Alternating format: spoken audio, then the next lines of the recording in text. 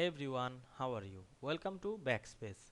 In this easy and practical tutorial, we will learn how to replace a page in Microsoft Word with another page quickly and professionally. This method is very useful when you want to remove an old page and insert new updated pages in reports, assignments, office document or books without distributing or disturbing the entire document layout.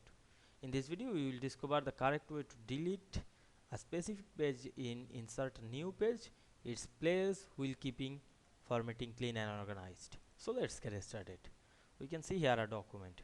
Now I see here many pages. Now I want to replace a page to another document. Now I am replace the second two page. Then firstly click and drag on our mouse to copy the select the second two page, then click right button to copy, otherwise press Ctrl C on your keyboard. Then go to the another document, then paste it, press Ctrl V, otherwise you can press click right button and paste it. Now we can see we replace to another document page very easily.